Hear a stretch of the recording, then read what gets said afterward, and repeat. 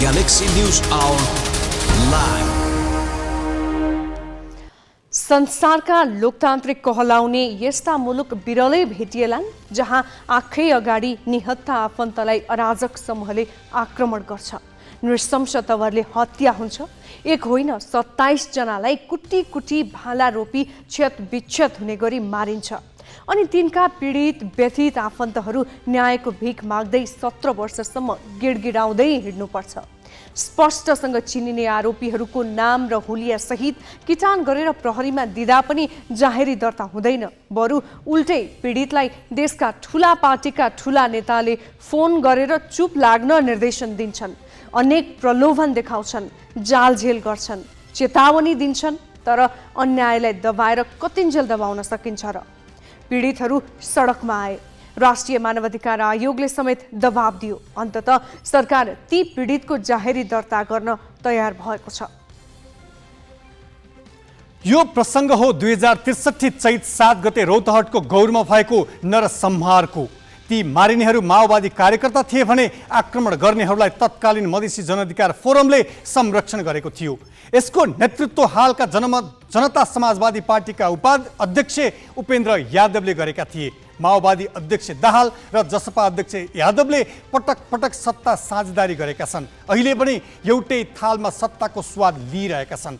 आफ्नो कुर्सी खल्बनीले डरले माओवादी नेताहरूले बारम्बार पीडितका मुख थुनेका छन्। अहिले पनि तिनै माओवादी अध्यक्ष दाहाल प्रधानमन्त्री र त्यही पार्टीका उपाध्यक्ष नारायण काजी श्रेष्ठ गृहमन्त्री भएका बखत पनि पीडितले जाहेरी दर्ता गराउन पाउनका लागि अनुनय विनिमय गर्नुपर्ने अवस्था आउनु भनेको एउटा सभ्य राज्यका लागि लाजमर्दो विषय हो। भलै आज सरकारले 5 बुँदे लिखित सहमतिमा जाहेरी लिएर अनुसन्धान गर्ने बाचा गरेको छ। यस बाचामा सरकार इमानदार देखियोस्, फेरि पनि पहिला जस्तै जालझेल र छलछाम गरिए त्यसको मूल्य महँगो पर्न सक्नेछ। किनभने मानवाधिकार उल्लङ्घन र मानवता विरोधी अपराध देशभित्रको शक्तिको आडमा छिपाउन सकिएला, तर अन्तर्राष्ट्रिय समुदायको आँखामा छारो हाल्न मुस्किल पर्छ। विश्वव्यापी अधिकार क्षेत्रमा पर्ने भएकाले जुनसुकै बेला अन्तर्राष्ट्रिय समुदायले यसमा हस्तक्षेप गर्न सक्छ। चेतना रहोस्।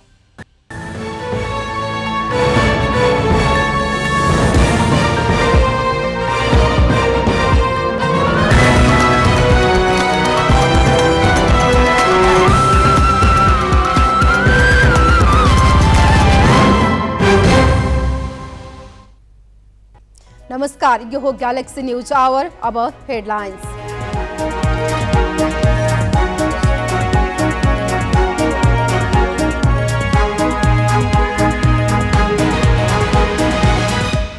सुन तस्करी छानबिनका लागि उच्च स्तरीय समितिको माग गर्दै एमालेले आज पनि गर्यो संसद बैठकमा अवरोध। 35 दिन सीआईबीलाई विश्वास गरिदिन गृहमन्त्रीको आग्रह।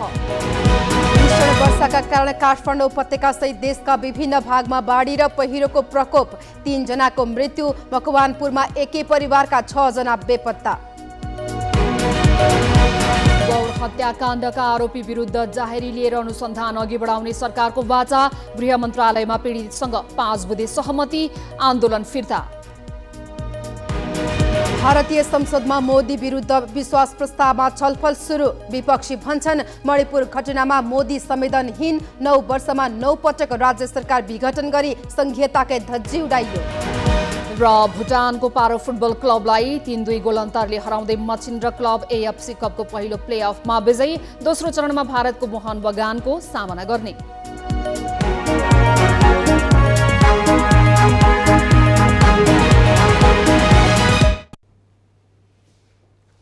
साउन 10 गतेदेखि अवरुद्ध प्रतिनिधि सभाको बैठक मंगलबार केही बेर चल्यो।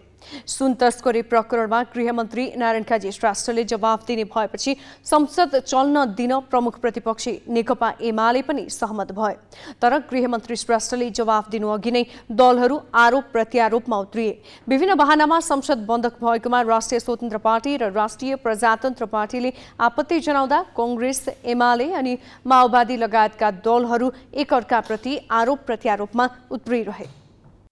गृहमन्त्री नारायण काजी श्रेष्ठको जवाफ सुन्नका लागि संसद चल्न दिन तयार भएको एमाले सुरुमै सुन तस्करीमा भइरहेको अनुसन्धानलाई लिएर प्रश्न उठायो। एमाले सांसद योगेश भट्टराईले सुन प्रकरणमा उच्च स्तरीय छानबिन समिति चाहिन्छ भन्नेमा राष्ट्रिय सहमति भइसकेको दावी गरे। उच्च स्तरीय समिति गठन गर्नको लागि पार्टीले व्हिप नलगाई मतदान गराउन भट्टराईको माग थियो। गृहमन्त्रीले आफ्नै टेबल अघि रहेको सुन तस्करीको फाइल नदेखेपछि एमाले उच्च स्तरीय छानबिन समिति बनाउन माग गरेको उनको दावी थियो। स्वयं सत्ता पक्षका मान्यज्यूहरूले पनि पटक पटक यस विषयमा संसदमा बोल्नु भएको छ, बाहिर बोल्नु भएको छ भने यो एउटा सुन काण्डमा उच्च स्तरीय छानबिन समिति चाहिन्छ भन्ने कुराको राष्ट्रिय सहमति निर्माण भएको छ। सभामुख महोदय, गृहमन्त्रीजी तपाईँ पोलिटिकल कमिसार, तपाईँको फिल्ड कमिसारको छ, तपाईँको आदेश फिल्ड कमिसारले मानेको छैन कि फिल्ड कमिसारको सूचना तपाईँले भेरिफाई गर्नुभएको छैन, हामीलाई गम्भीर शङ्का छ। त्यसकारण गृहमन्त्रीजीसँग पनि बयान कसले लिन्छ? के सिआइबीले लिन्छ? के राजस्व अनुसन्धानले लिन्छ? अर्थमन्त्रीजीमाथि हाम्रो प्रश्न छ, प्रधानमन्त्री कार्यालयमाथि हाम्रो प्रश्न छ, राष्ट्रिय अनुसन्धान विभागमाथि हाम्रो प्रश्न छ। यत्र निकाय त्रिभुवन अन्तर्राष्ट्रिय विमानस्थलमा हुँदा यी कहाँ सुतेका थिए? यिनीहरूमाथि प्रश्न कसले उठाउँछ? एमाले राज्यकै एउटा संयन्त्रले गरिरहेको छानबिनमा अविश्वास गर्दै 13 दिनदेखि संसद अवरोध गरिरहेको थियो। नेपाली कांग्रेसका सांसद विश्वप्रकाश शर्माले संविधानले बलियो बनाएका यस्ता संस्थाहरूप्रति अविश्वास गर्ने र राजनीतिक सहमतिमा बनेका छानबिनहरूप्रति विश्वास गर्ने गलत अभ्यास भइरहेको बताए। यता माओवादी केन्द्रका सांसद देवेन्द्र पौडेलले पनि सरकारले गरेका राम्रा काममा सहयोग गर्न प्रतिपक्षीलाई आग्रह गरे। 40 सालको परिवर्तन भएको 30 वर्ष नाग्यो, गणतन्त्र स्थापना भएको 1.5 दशक नाग्यो। हामीले स्थापित गराएका संस्थाहरू, हामी पालै पिलो सरकारमा बसेर बनाएका संस्थाहरूप्रति हामी आफै अविश्वास गर्दैछौँ। यसको अर्थ हामी आफैलाई नै प्रश्न गरिरहेका छौँ। कानुन र संविधानले बलियो बनाएका यी संस्थाहरूप्रति हामी विश्वास किन गर्न सकिरहेका छैनौँ? छानबिन यसमा गरौँ।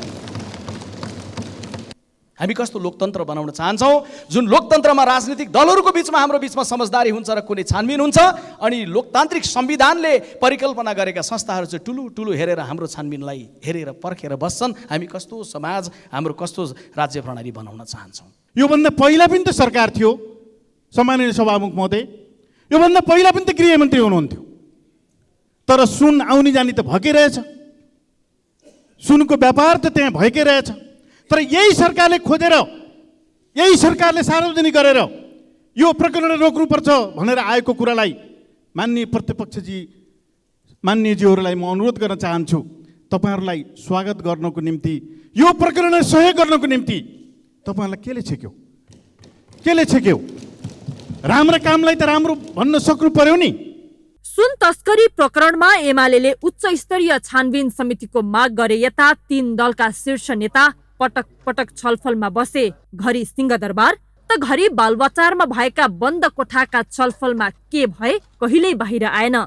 आरोप प्रत्यारोपको श्रृङ्खला चलिरह्यो।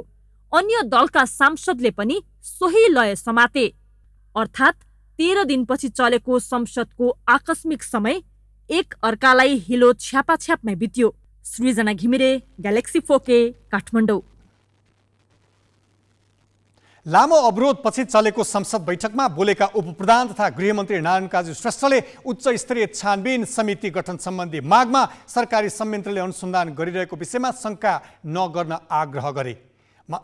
गृहमन्त्री श्रेष्ठले दोषी देखिएका जो कोही माथि कारबाहीका लागि सरकार प्रतिबद्ध रहेको भन्दै आफ्नै पार्टीका नेता जोडिए पनि अनुसन्धान र कारबाही हुने जिकिर गर्दै यस्ता विषयमा राजनीति नगर्न एमालेसँग आग्रह गरे।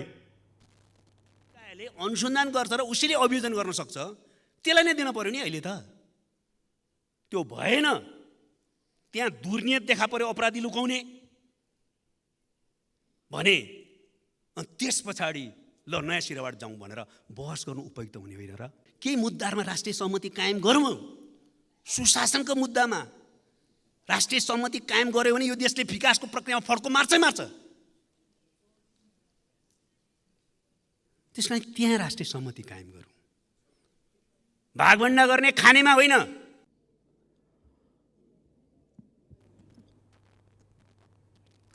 तर गृहमन्त्री श्रेष्ठको जवाफले एमाले सन्तुष्ट भएन। उल्टो एमाले सांसद विरोधमा उत्रिए। उनीहरूले बैठक अवरुद्ध हुने गरी नाराबाजी गरेपछि सभामुख देवराज घिमिरेले एमाले सचेतक महेश बर्तौलालाई बोल्न समय दिए। तर बर्तौलाले संसदमा अवरोधमा सरकारलाई दोषारोप मात्र गरेनन्, सरकारी अनुसन्धानमा प्रश्न पनि उठाइरहे। रोकिदिनु पर्यो, सम्बन्धित पार्टीले भन्नु हो हामीले रोक्यौँ, अनि दोष नेकपा एमाले बैठक रोक्यो भन्ने आशयबाट विषयवस्तु राख्न मिल्छ।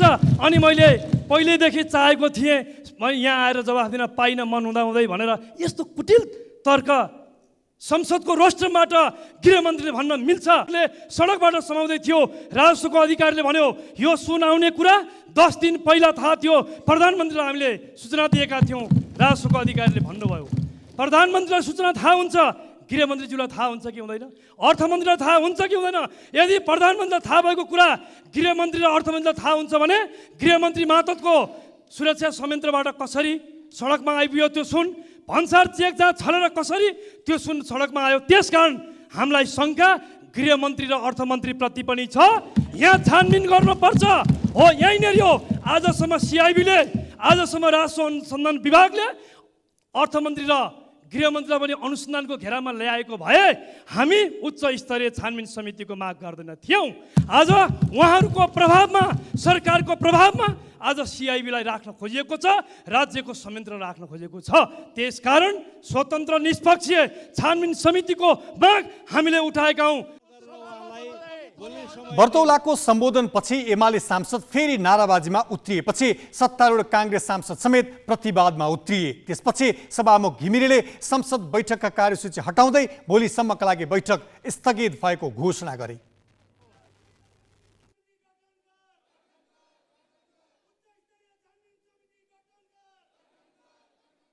हामीले कुराहरू राखिसकेका छौँ, गृहमन्त्रीजीले आफ्नो कुराहरू राखिसक्नु भएको छ। मान्य सदस्यहरूले अघि दलीय हिसाबबाट पनि सबै हिसाबले प्रतिनिधित्व गरेर कुरा राखिसक्नु भएको छ। त्यसैले अब हामी नियमित कारबाहीलाई अगाडि लैजाउँ, कार्यसूची अन्तर्गत जाउँ। त्यसैले मान्य सदस्यहरू आसन ग्रहण गरेर हाम्रो यो सभालाई सञ्चालन गर्न मद्दत गर्नुहोस्, म यो अनुरोध गर्दछु।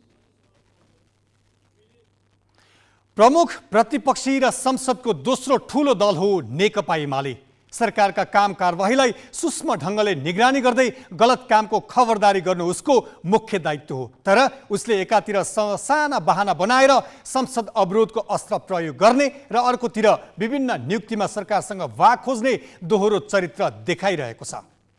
100 किलो सुन तस्करी प्रकरणमा छानबिन समिति बनाउन माग गर्दै लगातार संसद अवरोध गरिरहेको नेकपा एमाले सोमबार संसदीय समितिको सभापतिमा सरकारसँग भागभण्डा गर्न सहमत भयो। संसदीय व्यवस्थामा सार्वजनिक लेखा समिति प्रमुख प्रतिपक्षले पाउने परम्परा भए पनि अन्य समितिको सभापति भने सामान्यतः समितिको संरचनाले निर्धारण गर्ने हो। तर संसदमा प्रमुख प्रतिपक्षको रूपमा रहेको एमाले आफू पनि सत्ता गठबन्धनकै हिस्सेदार झैं समितिको सभापतिमा लामो समयदेखि भागभण्डा खोजिरहेको थियो। प्रमुख प्रतिपक्षी एमाले 3वटा संसदीय समितिको नेतृत्वमा भाग पाउँदा संसदमा 21 सिट भएको राष्ट्रिय स्वतन्त्र पार्टी भने कुनै पनि समितिको नेतृत्व पाउने छैन। प्रमुख प्रतिपक्षी भए पनि उसले सत्ता पक्षसँग भाग खोजेपछि रासोपाले अब संसदको प्रमुख प्रतिपक्षी आफू भएको दाबी गरेको छ। हुन त अहिले समाचारमा आए अनुसार संसदीय समितिहरूको भागभण्डा पनि मिलिसक्यो होला, सायद त्यही भागभण्डा मिलेर पनि आज संसद सहज भएको हुन सक्दछ। यदि त्यसो हो भने हामी खुसी छौँ। राष्ट्रिय स्वतन्त्र पार्टी सैद्धान्तिक रूपमा प्रमुख प्रतिपक्ष बन्नुभयो, जसलाई कुनै पनि संसदीय समितिमा ठाउँ छैन। तर यसबाट हामी चिन्तित छैनौँ, हामीले आफूलाई अझ बढी जिम्मेवार भएको महसुस गरेका छौँ। यति म अनुरोध गर्न चाहन्छु। त्यसो त हामी कहाँ संसदीय समितिमा पनि दलीय आधारमा नै व्यवहार गर्ने चलन छ। त्यसैले प्रमुख प्रतिपक्षले संसदीय समितिको नेतृत्व गर्दा सरकारलाई कतिपय समयमा असहज परिस्थिति सिर्जना गर्ने र सरकारलाई आवश्यक पर्ने विधेयक समितिमा नै लामो समय रोक्न सक्ने आशंका सत्तापक्षमा छ। यस परिस्थितिमा प्रमुख 3 दल नियमावलीभन्दा माथि गएर संसदीय समितिको नेतृत्व चयन गर्ने प्रक्रियामा गएको भन्दै रापरपाले समेत असन्तुष्टि जनाएको छ। प्रमुख महोदयको ध्यान आकर्षण गर्न चाहन्छु, यो गैर संवैधानिक शक्ति केन्द्रको निर्माण यो संसदभित्र कसरी भइरहेको छ? संसदको नियमावलीको कुन धारा उपधाराले, संविधानको कुन धारा उपधाराले यस प्रकारको संरचनाको परिकल्पना गर्छ? 3 दल बस्ने, 3 दलको नेता बस्ने संसदीय समितिको निर्माण कसरी हुन्छ भन्ने कुरा नियमावलीमा छ। तीनटा दलले टुङ्गो लगाउने विषय हो, यस्तो कुराहरू बाहिर आइराखेको। नक्कली भुटानी शरणार्थी प्रकरणदेखि सुन प्रकरण बाहिर आउँदा सरकारसँग पटक पटक छलफल गर्ने एमाले नेतृत्वले संसदीय समितिको नेतृत्वदेखि सरकारसँग कतिपय राजनीतिक नियुक्तिमा समेत भाग खोज्दै आएको छ। पछिल्लो पटक संवैधानिक परिषदमा उसले प्रधान न्यायाधीश नियुक्तिमा समेत अड्को थापेर अन्य संवैधानिक आयोगका पदमा भागभन्डा खोजेको थियो। यसले उसको दोहोरो चरित्र त सार्वजनिक भएको छ नै, उसले संसदमा खेल्ने भूमिका समेत निहित स्वार्थमा आधारित छ भन्ने पुष्टि गरेको छ। अङ्गराज नेउपाने, ग्यालेक्सी पोके, काठमाडौँ। गौर हत्याकाण्ड पीडित र सरकार बीच 5 बुँदे सहमति भएको छ। 2063 साल चैत 7 गते रौतहटको गौरमा भएको घटनामा परि मृत्यु तथा घाइते भएका व्यक्तिहरूका सन्दर्भमा आन्दोलनरत गौर हत्याकाण्ड पीडित सङ्घर्ष समिति र गृह मन्त्रालय बीच मङ्गलबार 5 बुँदे सहमति भएको हो। गौर घटनाको छानबिन र अनुसन्धान गरी तथ्य र प्रमाणको आधारमा दोषीलाई कानुन बमोजिम कारबाही प्रक्रिया अगाडि बढाउने विषयमा दुवै पक्षबीच सहमति भएको हो। यस्तै सहमति पत्रमा तत्कालीन सरकारद्वारा शहीद घोषणा गरिएका गौर घटनाका मृतकहरूको विवरण नेपाल राजपत्रमा प्रकाशन गर्ने, मृत्यु भएका तर शहीद घोषणा हुनबाट छुटेकालाई शहीद घोषणाको प्रक्रिया अगाडि बढाइने उल्लेख गरिएको छ। घटनाको छानबिन हुनुपर्ने माग गर्दै पीडितहरू यसअघि एक सातादेखि चन्द्रनिगाहपुरमा धरना बसेका थिए।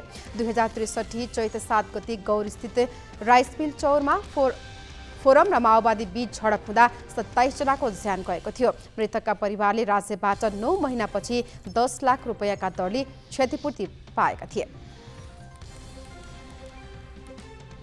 नेपाल सरकारले 5 रुपैयाँका 15 करोड थान सिक्का टकमरी गर्ने नेपाल राष्ट्र ब्याङ्कलाई स्वीकृति दिएको छ। मङ्गलबार बसेको मन्त्री परिषदको बैठकले सरकारकी प्रवक्ता रेखा शर्माले राष्ट्र ब्याङ्कलाई 5 रुपैयाँका 15 करोड थान सिक्का टकमरी गर्न स्वीकृति दिएको जानकारी दिएकी हुन्। उनले अर्थ मन्त्रालयको प्रस्तावमा मन्त्री परिषदले उक्त स्वीकृति दिएको बताइन्। प्रवक्ता शर्माले साइबर सुरक्षा नीति पनि स्वीकृत गरेको र ब्याङ्किङ कसुर तथा सजाय सम्बन्धी विधेयक संसदमा पेश गर्न पनि मन्त्री परिषदले स्वीकृति दिएको बताइन्।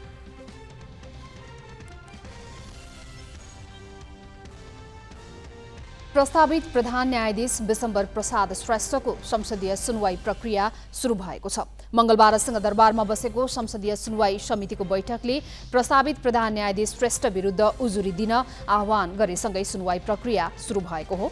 गत साउन 18 गते बसेको संवैधानिक परिषद बैठकले सर्वोच्च अदालतका वरिष्ठतम न्यायाधीश श्रेष्ठलाई प्रधान न्यायाधीशमा सिफारिस गरेको थियो। सोही सिफारिसमाथिको सुनवाई प्रक्रियाका लागि 10 दिने उजुरी आह्वान गर्ने निर्णय गरिएको समितिका ज्येष्ठ सदस्य पशुपति शमशेर राणाले जानकारी दिए।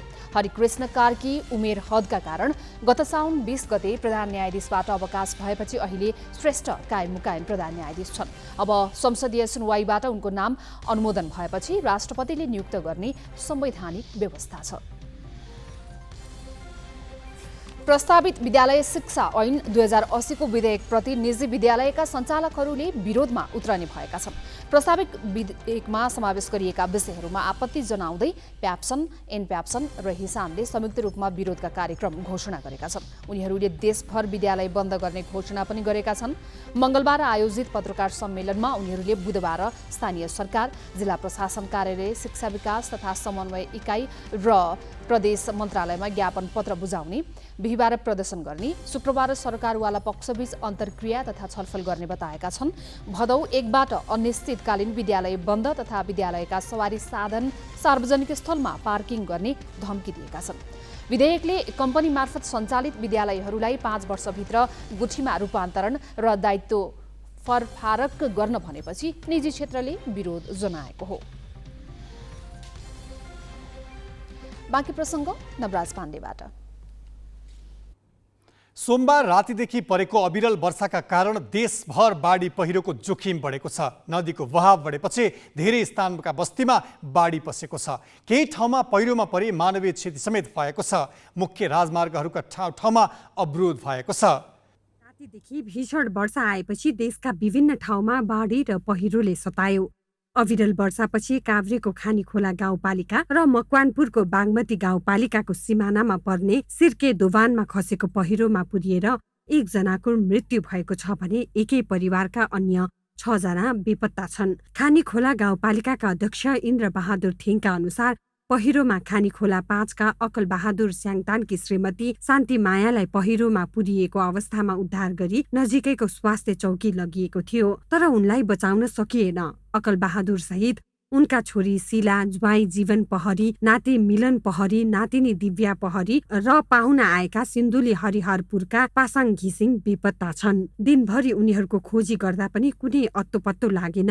अर्नीको राजमार्ग अन्तर्गत काभ्रेको पनौतीमा बाढीले बगाउँदा 42 वर्षीय पुरुषको मृत्यु भएको छ। अर्नीको राजमार्ग अन्तर्गत काभ्रेको बनेपा पुल बजार र धनेश्वर क्षेत्र पनि जलमग्न भएको छ। यता धनुषामा बसही खोलामा बाढी पस्दा 17 वर्षीय किशोरको मृत्यु भएको छ भने 2 जना बेपत्ता भएका छन्। कमला नदीमा पानीको सतह बढेको भन्दै सतर्क रहन आग्रह गरिएको छ। बर्दियाको बबई नदीले खतराको तह पार गरेकाले आसपासका बासिन्दालाई सतर्क रहन आग्रह गरिएको छ। बाढीले कैलालीका 500 घर डुबानमा परेका छन्। धनगढी, भजनी, गोदावरी, चुरे र जोशीपुर नगरपालिकाका साथै कैलाली गाउँपालिकाका बस्ती पनि डुबेका छन्। रौतहटको बागमती नदीमा आएको बाढीले दुर्गा भगवती र यमुनामाई गाउँपालिकाका 100 बिघा धान रोपिएको खेत जलमग्न भएको छ। फतुवा विजयपुर नगरपालिकाका 55 घर डुबानमा परेका छन्। बाढी पहिरोले देशैभरका मुख्य राजमार्ग समेत अवरुद्ध बनेका छन्। बीपी राजमार्ग 8 घण्टापछि एकतर्फी सञ्चालनमा आएको छ। नारायणगढ मुगलिन सडक खण्ड पनि पहिरोका कारण बारम्बार अवरुद्ध भइरहेको छ। तनहुको ब्यास नगरपालिकामा सडक भासिएपछि पृथ्वी राजमार्ग एकतर्फी मात्र सञ्चालनमा आएको छ। म्याग्दीको बेनी जोमसोम सडक खण्ड पनि अवरुद्ध भएको छ। यस्तै बुटवल पाल्पा सडक खण्ड, भालुवाङ प्युठान सडक खण्ड र लमही घोराई सडक खण्ड पहिरोका कारण अवरुद्ध भएका छन्। जिल्ला ब्युरो ग्यालेक्सी 4K। भर्खरै प्राप्त समाचार अनुसार मकवानपुरको बागमती गाउँपालिका सिक्रिनीमा पहिरोमा पुरिएर बेपत्ता भएका 6 मध्ये 1 जना जीवित भेटिएका छन्। सिन्धुली हरिहरपुर गाउँपालिका 1 ककरेका 19 वर्षका पासाङ घिसिङलाई 14 घण्टापछि घाइते अवस्थामा उद्धार गरिएको हो। उनी पाहुना लागेको घर पहिरोले बगाएको थियो। सोमबार साँझदेखि आएको अविरल वर्षाका कारण काठमाडौँ उपत्यका नराम्ररी प्रभावित भयो। काठमाडौँ तथा भक्तपुरका अधिकांश ठाउँ जलमग्न बने। बागमती, विष्णुमती, धोबी खोला र मनोहराको जलसतह निकै माथि पुगेर किनाराका सडक तथा बस्ती समेत जलमग्न भए। मंगलबार मात्रै काठमाडौँ उपत्यकाका 3 जिल्लामा आएको बाढीमा फँसेका 29 जनाको उद्धार नै गर्नु पर्यो। मौसम पूर्वानुमान महाशाखाले अझै सतर्कता अपनाउन भनेको छ। सोमबार राति एकहोरो भीषण वर्षा भएपछि काठमाडौँ उपत्यकाका धेरै ठाउँ डुबानमा परे। बागमती नदीमा आएको बाढीले बल्खु तरकारी बजार डुबेको छ। उता वर्षाको पानीको उचित निकास नहुँदा काठमाडौँ धुम्बाराई स्थित तरकारी बजार पनि पोखरीमा परिणत भयो। स्थानीय व्यापारीका अनुसार बिहान 6:30 बजेदेखि तरकारी बजारमा बाढी पसेको थियो। 81 पानी पसेपछि व्यापारीले तरकारी सुरक्षित स्थानमा सार्न समेत भ्याएनन्। उपत्यकाका ढुङ्गेधारा क्षेत्र, गौरीघाट, गुहेश्वरी, कपन, सामाखुसी, अनामनगर लगायत क्षेत्रमा घर घरै बाढी पसेपछि त्यहाँका बासिन्दालाई बासकै समस्या परेको छ। डेराकोठा तथा पसलको धेरै सामान बिग्रिएको छ। नाला तथा ढल निकासको व्यवस्थित प्रबन्ध नहुँदा सडक, घर, विद्यालय क्षेत्र सबै जलमग्न भएका हुन्। काठमाडौँको सामाखुसी आसपासका बस्ती, कपनको निलो पुल र मूलपानी क्षेत्रमा बारम्बार यो समस्या दोहोरिरहन्छ। बुढानीलकण्ठ, सुन्दरीजल, नगरकोट आसपासमा खोला तथा नदीमा पानीको बहाव बढेको प्रहरीले जनाएको छ। विष्णुमती, धोबी खोला, मनोहरा लगायतमा जल सतह बढेकाले बिहान 11 बजेदेखि उच्च सतर्कता अपनाउन बाढी पूर्वानुमान शाखाले अनुरोध गरेको थियो। अविरल वर्षाका कारण उपत्यकाका नदी अझै बढ्ने आकलन गरेर ठाउँ ठाउँमा प्रहरी टोली परिचालन गरी सचेतना अपनाउन आम नागरिकलाई आग्रह समेत गरिएको छ। जस्तै राष्ट्रिय विपद जोखिम न्यूनीकरण तथा व्यवस्थापन प्राधिकरणको तथ्याङ्क अनुसार बाढीका कारण पछिल्लो 24 घण्टामा काभ्रेको पनौती, मकवानपुर र धनुषामा गरी 3 जनाको ज्यान गएको छ भने 6 जना बेपत्ता भएका छन्। काठमाडौँ, ललितपुर र भक्तपुर स्थित नदीहरूले बिहान खतराको तह पार गरे। काठमाडौँ उपत्यका प्रहरी कार्यालय रानीपोखरीका प्रवक्ता दिनेश मैनालीका अनुसार मंगलबार काठमाडौँमा मात्रै 24 जना बाढी प्रभावितको प्रहरीले उद्धार गरेको छ। आगामी 24 घण्टाका लागि चेतावनी तथा परामर्श जारी गर्दै जल तथा मौसम पूर्वानुमान महाशाखाका अनुसार मधेस र बागमती प्रदेशका 1-2 स्थानमा धेरै भारी वर्षाको सम्भावना रहेकाले उच्च सतर्कता अपनाउन पनि महाशाखाले अनुरोध गरेको छ। वर्षाका कारण नदीको जल सतह बढ्ने, गेग्रान बहाव, बाढी पहिरो, भूक्षय तथा हावाहुरी जस्ता प्रकोप हुन सक्ने पनि महाशाखाले भनेको छ। अब केही न्यूज संक्षेपमा। पोखरामा 2 सातापछि फोहोर उठ्न थालेको छ। महानगरपालिका 32 लामे आहालमा बनाइएको अस्थायी ल्यान्डफिल साइट क्षेत्रका बासिन्दाले अवरोध जनाएपछि साउन 10 गतेदेखि महानगरको फोहोर उठ्न छाडेको थियो। फोहोर बोकेका गाडी ल्यान्डफिल साइट पुग्न नपाएका कारण बजार क्षेत्रका सडक र चोकमा दुर्गन्ध फैलिन थालेको थियो।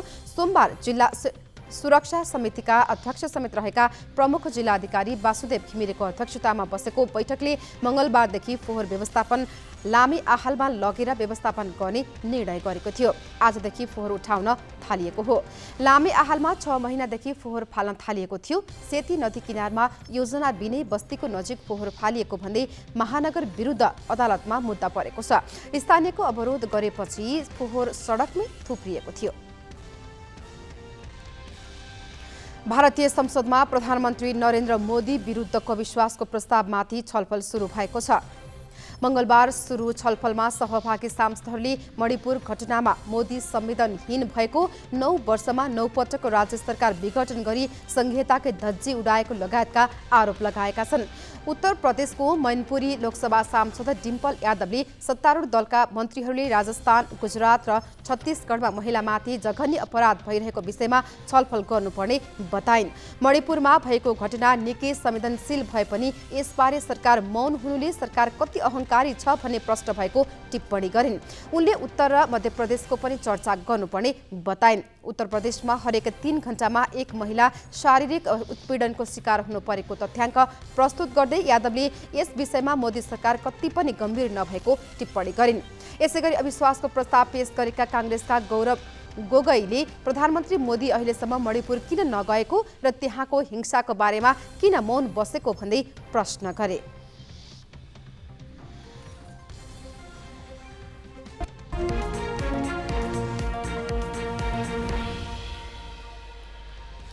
ऊर्जा, जलस्रोत तथा सिंचाई मन्त्री शक्तिबहादुर बस्नेतले सरकारले ऊर्जा क्षेत्रको विकासका लागि 25,000 भार धान्न सक्ने विद्युत उत्पादन गर्ने गरी ऊर्जा विकासको रोडम्याप र एक्सन प्लान बनाइरहेको बताएका छन्। मंगलबार प्रतिनिधि सभा अन्तर्गतको पूर्वाधार विकास समिति बैठकमा बोल्दै मन्त्री बस्नेतले विद्युत उत्पादक व्यवसायीहरू तथा सांसदहरूको समेत मागलाई व्यवस्थित रूपमा सम्बोधन गर्ने गरी मन्त्रालयले ऊर्जा विकासको कार्ययोजना बनाएर अन्तिम चरणमा पुगेको बताए। उनले मन्त्रालयले बनाएको ऊर्जा विकासको रोडम्याप र कार्ययोजना कार्यसँगै विद्युत उत्पादन र खपतका समस्या सम्बोधन हुने विश्वास व्यक्त गरेका छन्। उनले 25,000 भार धान्न सक्ने पूर्वाधार, ट्रान्समिसन लाइन र सबस्टेसनहरूको निर्माण र विद्युत उत्पादनहरूको लागि लगानीको वातावरण बनाउन प्रतिबद्धता व्यक्त गरे। मन्त्री बस्नेतले हाल नेपालको उत्पादनको भार 2,864 रहेको र आगामी वर्ष 4,000 भन्दा माथि पुग्ने बताए। बाँकी प्रसङ्ग सोनी कार्यालबाट। गत साउन 7 गते काठमाडौँ महानगरपालिका भएर बग्ने सामाखुसी खोलामा परि 13 वर्षीय बालकको ज्यान गएपछि त्यस क्षेत्रका पूर्वाधारमा प्रश्न उठेको छ। खोलासँगै जोडेर बनाइएका घर र व्यावसायिक प्रयोजनका कतिपय कङ्क्रिटका संरचना तत्कालीन स्थानीय सरकारको अनुमतिमा बनेका स्थानीयको दाबी छ। तर बालेन्द्र शाह महानगर प्रमुख निर्वाचित भएर आएपछि खोला र यसका दायाँ-बायाँ किनारा खाली गराउन महानगरपालिकाले नै अग्रसरता लिएको छ। अहिले पनि खोला ढाक्ने गरी बनाइएका कङ्क्रिटका ढकनी त महानगरले खोलेको छ, तर दायाँ-बायाँ 4 मिटर खुला छाडेर करिडोर बनाउने योजनामा व्यक्तिको सम्पत्ति बाधक देखिन्छ।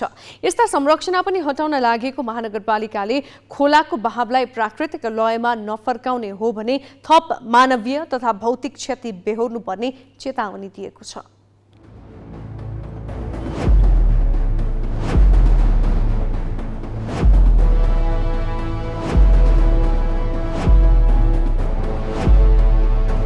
सार्वजनिक सम्पत्तिभित्र पर्ने खोला, पैनी, नदी छेउ उकासका जमिनहरूमा कम्तीमा पनि 10 देखि 15 मिटरको जमिन छोड्नुपर्छ।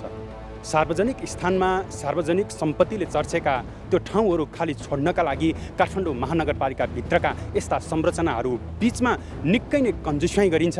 त्यो कन्जुसाइ गर्नेमा स्थानीय जनता पनि छन् र त्यसै गरी स्थानीय जनप्रतिनिधिले दिएका अनुमतिका आधारमा बनेका यस्ता संरचनाले बेला बेला मानवीय र धनजनको ठुलो क्षति हुने गर्छ। केही समय अगाडि काठमाडौँको सामाखुसीको यस खोलाले एकजना बालकलाई बगाइसके पश्चात नीति निर्माण तहमा समेत यो विषयले बहस सिर्जना गरेको छ। काठमाडौँ महानगरपालिका भित्र पर्ने यो खोलामा यति धेरै अतिक्रमणको चपेटामा परेको हामी देख्छौँ भने साध्यै छैन। तर अचम्म त यो छ कि यस अघिका काठमाडौँ महानगरका जनप्रतिनिधि कर्मचारीहरूको अनुमतिमा बनेका त्यस्ता संरचना आज अकालमा मानिसको ज्यान जाने कारक बनेका छन्।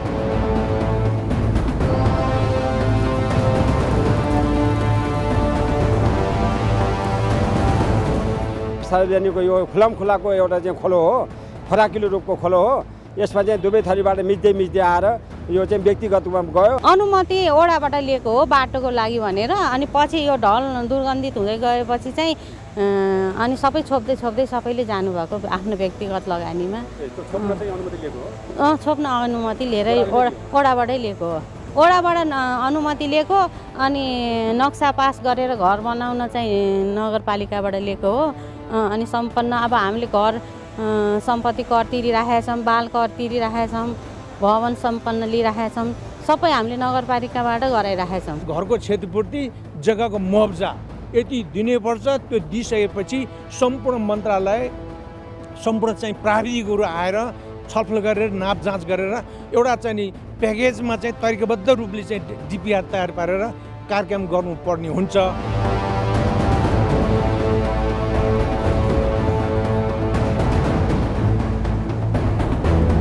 वर्षौँदेखि खोलाले चर्चिएको जमिनमा विभिन्न संरचनाहरू बनाएका स्थानीयले भने अहिले महानगरले यो खोलामाथि लगाइएको कङ्क्रिटको संरचना हटाउन थालिसके पश्चात खोलाको दायाँ र बायाँ कम्तीमा 4 मिटर जमिन छोड्न उनीहरू तयार छन्। अहिले कतिपयले भने आफ्नै क्षेत्रभित्र रहेका त्यस्ता संरचनाहरू आफै हटाउन अग्रसर भइरहेका छन्। तर उनीहरूको एउटै आवाज छ, यो करिडोर चाँडो सम्पन्न गर्नु पर्यो र अन्य संरचना नहटाएका व्यक्तिहरूलाई समेत चाँडो हटाउन महानगरपालिकाले पहल गर्नु पर्यो।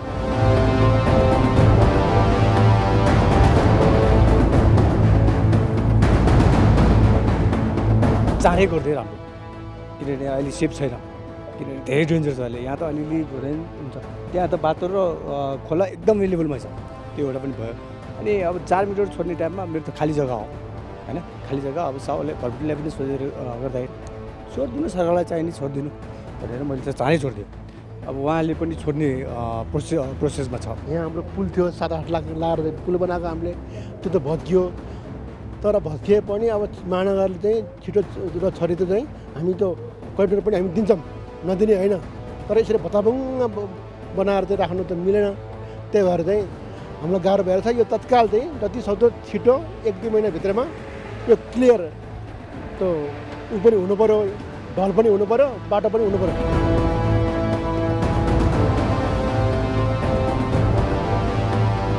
सार्वजनिक रूपमा बग्ने यस्ता खोला, पैनी, नदी उकासका छेउको दायाँ र बायाँका जमिनहरू कम्तीमा 10 देखि 15 फिट छोड्नका लागि काठमाडौँ महानगरपालिकाले तागेता गरेपछि यो सामाखुसी क्षेत्रका सडक मिचेर, सार्वजनिक सम्पत्ति मिचेर, खोला मिचेर बनाइएका संरचनाहरू अहिले बिस्तारै सर्वसाधारणहरूले छोड्न थालेका छन् भने मिचिएको क्षेत्रफलमा खाली छोड्नका लागि महानगरले तागेता गरिरहेको छ।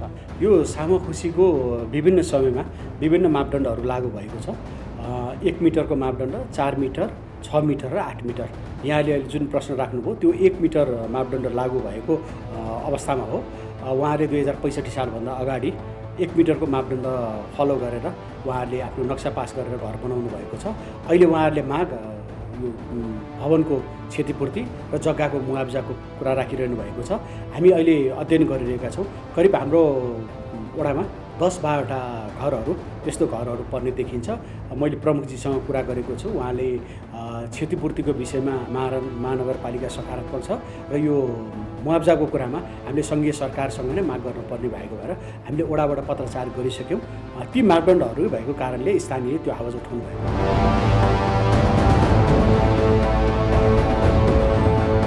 यही खोला मिचेर बनेका संरचनाहरू वर्षौँदेखि रहँदा स्थानीय जनप्रतिनिधिहरूले आँखा चिम्लिरहे, जसको परिणामस्वरूप यो खोलामा बेला बेला मानवीय क्षति भने निम्तिँदै गयो। काठमाडौँ महानगरपालिकाले अहिले यो खोलालाई प्राकृतिक लयमा फर्काउँदै मिचेका संरचनाहरूलाई हटाउनका लागि जुन पहल कदमी लिएको छ, यो वास्तवमा व्यवहारमा लागू हुनुपर्ने देखिन्छ। क्यामेरामा सबिन महर्जनका साथमा मिलन बुढाथोकी, ग्यालेक्सी 4K, काठमाडौँ।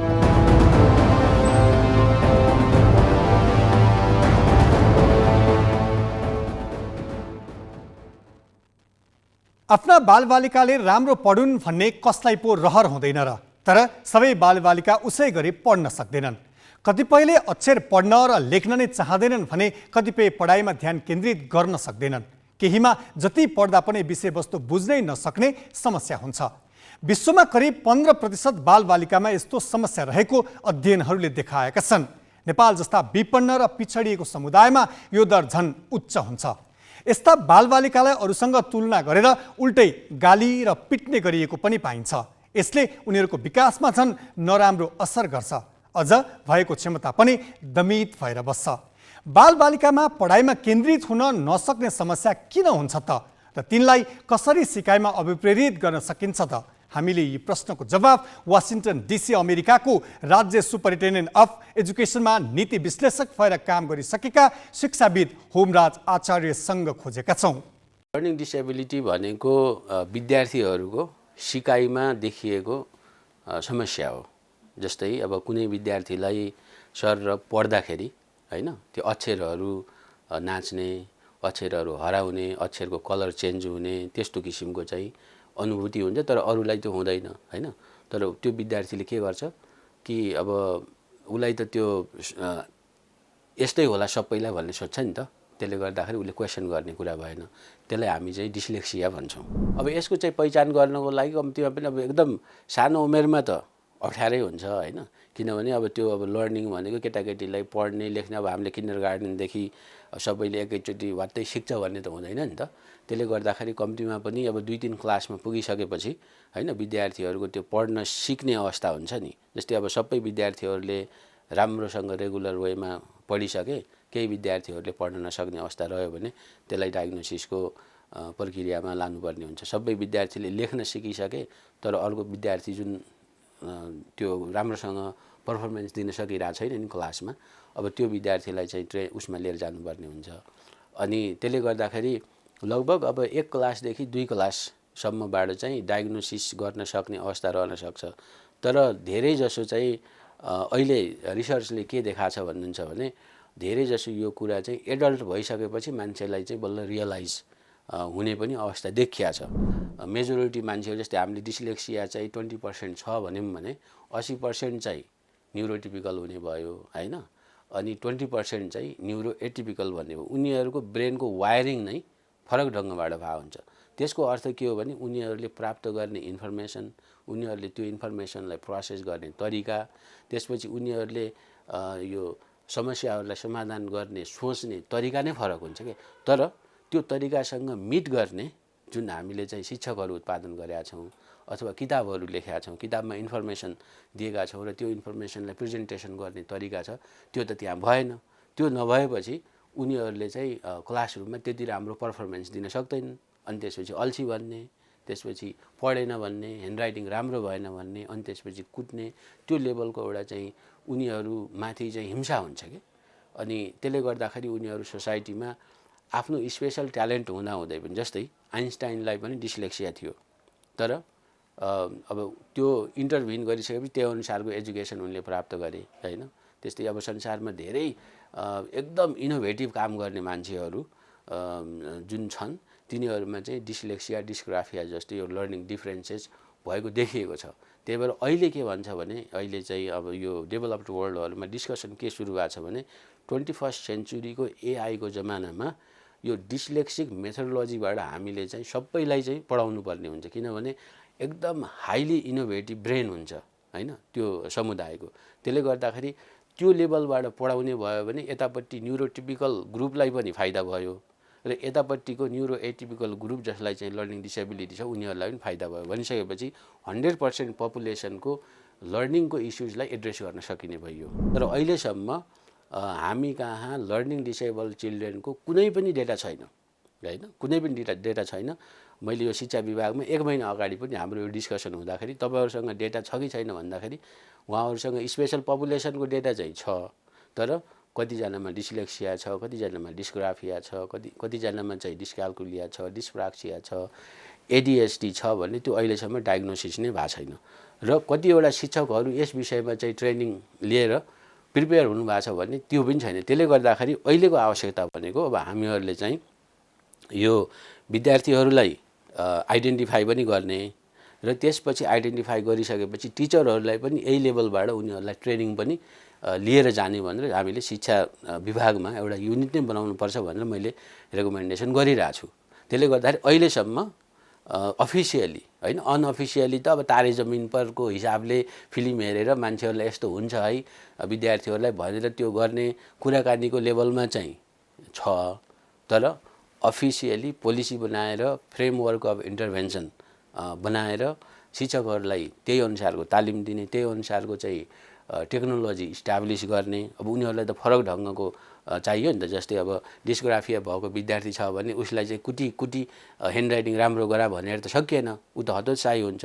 अब उसलाई चाहिँ त्यो लेख्ने कामबाट छुटकारा दिएर अब टेक्निकली कम्प्युटरमा लिएर जानु पर्यो होइन। अब अलि सानो एजमा हुँदाखेरि अल्फा स्मार्ट भन्ने एउटा प्रोग्राम हुन्छ, त्यसमा लिएर जानु, तर त्यो हामी कहाँ छैन।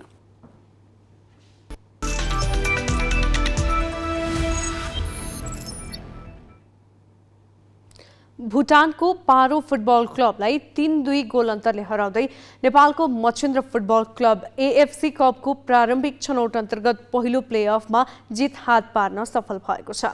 खेलको 7औं मिनेटमा नै घरेलु टोली मच्छिन्द्र विरुद्ध पारो फुटबल क्लबले अग्रता बनाए। यसै दोर्जीको क्रसमा काजुओ होमाले गरेको प्रहारमा रोक्ने क्रममा गोलकिपर विशालको हातमा लागेर गोल भयो, तर पारोको यो अग्रता 3 मिनेट भन्दा बढी टिकेन। मच्छिन्द्रले शानदार कमब्याक गर्यो। एरिक बिष्टको कर्नर बलमा आयुष घलानको क्रसपछि विमल घरती मगरको हेडर सुन्दर गोलमा परिणत भयो। खेल 1-1 को बराबरीमा पुग्यो। लगतै 15औं मिनेटमा मच्छिन्द्रले अग्रता बनायो। विमलले बक्सभित्र दिएको पासमा आयुष घलानको लेफ्ट फुटेड भलिले जाली चुम्यो। मच्छिन्द्रले 2-1 को अग्रता बनायो। एक पक्षीय बनेको खेलको 27औं मिनेटमा आयुष घलानको पासमा एन्ड्रियासको पासमा ओलावाले आफिजले आकर्षक गोल गरे। 3 खेलाडीको सुन्दर कम्बिनेसनको यो गोलसँगै पहिलो हाफमा मच्छिन्द्रले 3-1 को अग्रता बनायो। यसपछि 71औं मिनेटमा इभाना असान्तेले क्लोज रेन्जबाट गोल गर्दा खेल 3-2 को स्थितिमा पुग्यो। खेल सकिन 1 मिनेट बाँकी छँदा काजुडो गोमाको पावरफुल प्रहारलाई किपर विशाल श्रेष्ठले बचाए। यो सँगै मच्छिन्द्र 3-2 को जितमा दोस्रो चरणमा पुगेको छ। अब मच्छिन्द्रले साउन 31 गते मोहन बगान सुपर जायन्टको सामना गर्नेछ। यो सँगै मच्छिन्द्रले पहिलो चरणको खेल जितेको यो पहिलो पटक हो। मच्छिन्द्र फुटबल क्लबको इतिहास लामो छैन, तर 2076 र 77 सालको ए डिभिजन लिग उपाधि विजेता बन्दै मच्छिन्द्र घरेलु मैदानमा शक्तिशाली क्लबको रूपमा पहिचान बनाउन सफल भएको छ। लगातार 2 पटकको च्याम्पियन मच्छिन्द्र गत सिजन दोस्रो भए पनि क्लब लाइसेन्सको कारण एएफसी कप खेल्ने अवसर प्राप्त गरेको हो। दोस्रो पटक एएफसी कप खेल्दा मच्छिन्द्रले भुटानको पारो फुटबल क्लबलाई हराउँदै पहिलो पटक दोस्रो चरणमा पुगेर इतिहास बनाएको छ। आज मच्छिन्द्रले सुरुवाती मिनेटमा गोल खाए पनि शानदार कमब्याक गर्यो। राष्ट्रिय टिमका सहित कुल 8 खेलाडीलाई लोनमा ल्याउने निर्णय सही साबित भयो। उत्कृष्ट कम्बिनेसनमा गरेको गोल मच्छिन्द्रको आजको जितको सुन्दर पक्ष बन्यो। खेल जितेपछि प्रशिक्षक किशोर केसी र स्ट्राइकर विमल घरती मगरको प्रतिक्रिया यस्तो थियो। खेल जितियो हैन, यसमा खुसी छु।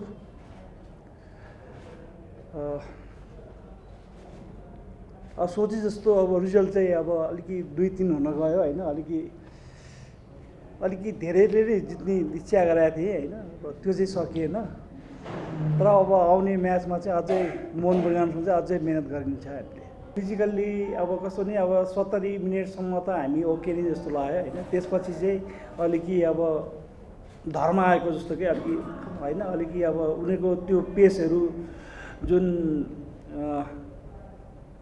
इभानले त्यो पेनिट्रेसन र क्रसहरू पर्फेक्ट गर्छ भन्ने कुराहरूलाई हामीले रोक्न सकेनौँ हैन। त्यसैमा गोलहरू निस्क्या हो। अब किनभने अर्को म्याचको लागि चाहिँ अब रिड गर्नु पऱ्यो होइन, मोहन बगान कस्तो टिम हो त्यसको सब हेर्नु पऱ्यो। त्यो नहेरिकन मैले अब कसरी अब अहिले नै त्यो कुरा भन्न सक्ने हालतमा छुइनँ म। मैले हेर्छु 1-2 दिनमा 1 हप्ताभित्रमा म होइन तयारी गर्छु।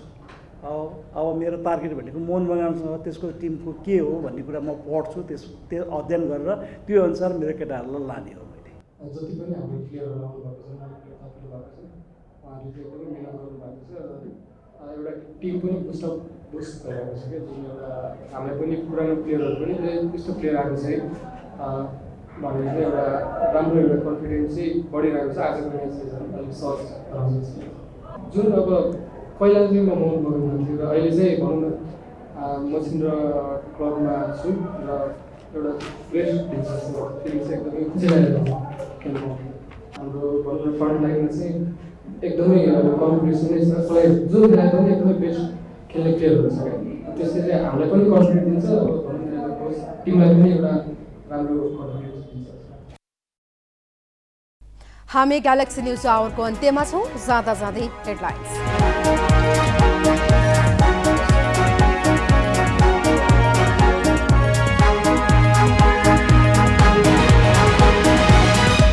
सुन तस्करी छानबिनका लागि उच्च स्तरीय समितिको माग गर्दै एमाले आज पनि गर्यो संसद बैठकमा अवरोध। 35 दिन सिआइबीलाई विश्वास गरिदिन गृहमन्त्रीको आग्रह। भीषण वर्षाका कारण काठमाडौँ उपत्यका सहित देशका विभिन्न भागमा बाढी र पहिरोको प्रकोप। 3 जनाको मृत्यु। मकवानपुरमा एकै परिवारका 6 जना बेपत्ता। गौर हत्याकाण्डका आरोपी विरुद्ध जाहेरी लिएर अनुसन्धान अघि बढाउने सरकारको वाचा। गृह मन्त्रालयमा पीडितसँग 5 बुँदे सहमति। आन्दोलन फिर्ता। भारतीय संसदमा मोदी विरुद्ध अविश्वास प्रस्तावमा छलफल सुरु। विपक्षी भन्छन् मणिपुर घटनामा मोदी संवेदनहीन। 9 वर्षमा 9 पटक राज्य सरकार विघटन गरी संघीयताकै धज्जी उडाइयो। र भुटानको पारो फुटबल क्लबलाई 3-2 गोल अन्तरले हराउँदै मचिन्द्र क्लब एएफसी कपको पहिलो प्लेअफमा विजयी। दोस्रो चरणमा भारतको मोहन बगानको सामना गर्ने।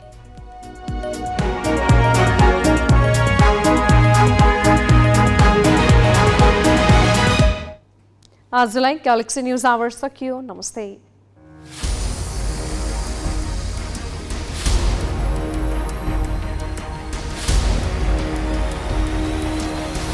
This is Galaxy News Hour Live.